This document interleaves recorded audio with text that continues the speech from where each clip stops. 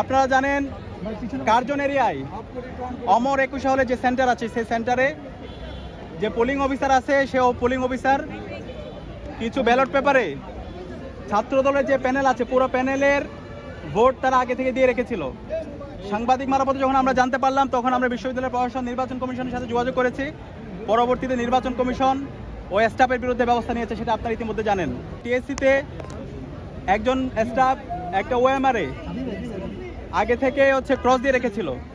এখন আমাদের অবস্থান পরিষ্কার, যে স্টাফ এই কাজটা করেছে তাকে অ্যারেস্ট করতে হবে, তাকে রিমান্ডে দিতে হবে এবং এই ঘটনা সে কার নির্দেশে করেছে সেটা বের করতে হবে।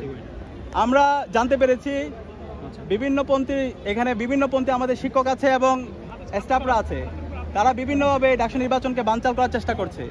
এই ডাকসু নির্বাচন এটা জুলাইয়ের অন্যতম আকাঙ্ক্ষা, এটা শহীদদের আকাঙ্ক্ষা, এটা ঢাকা বিশ্ববিদ্যালয়ের 40,000 শিক্ষার্থীর দাবি।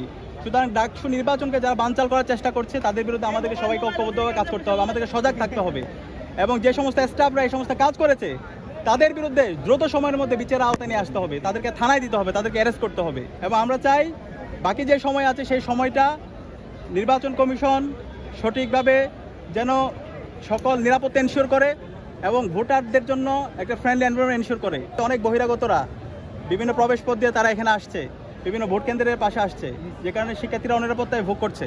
আমরা বিশ্ববিদ্যালয় প্রশাসনকে জানিয়েছি যারা এখানে বহিরাগত আছে তাদের বিরুদ্ধে যেন ব্যবস্থা নেওয়া হয়। স্লোগান দেওয়া হচ্ছে, প্রার্থীকে অ্যাটাক করা হচ্ছে, অ্যাটাক করে স্লোগান, তো সেগুলো যেন বন্ধ করা হয় এবং বিশ্ববিদ্যালয়ের প্রশাসন সামগ্রিক নিরাপত্তা যেন এনশিওর করে। আর আমরা সবাই এখানে বিশ্ববিদ্যালয়ের শিক্ষার্থী, আমরা সবাই জুলাই সহযোদ্ধা, আমরা সবাই জুলাইয়ের আকাঙ্ক্ষাকে লালন করি। শিক্ষার্থীরা যাকে তাদের নেতা হিসেবে বেছে নেবে আমরা তাকে গ্রহণ করব। এই ক্ষেত্রে আমরা কোনো কাদা ছোড়াছুড়ি করা, দায় দিয়ে দেওয়া, এই অপরাজনীতি যেন আমরা না করি।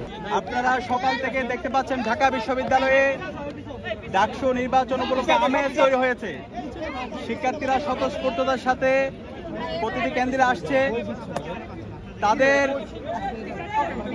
পছন্দের প্রার্থীকে তারা ভোট দিচ্ছে এবং সকাল থেকে আমরা শিক্ষার্থীদের স্বতঃস্ফূর্ত রেসপন্স দেখতে পাচ্ছি। স্টাফের বিরুদ্ধে, পোলিং অফিসার বিরুদ্ধে ব্যবস্থা নেওয়া হয়েছে। এরপরে কিছুক্ষণ পর আমরা জানতে পারি টিএসসিতে একই ধরনের ঘটনা করা হয়েছে একটি ব্যালট পেপারে।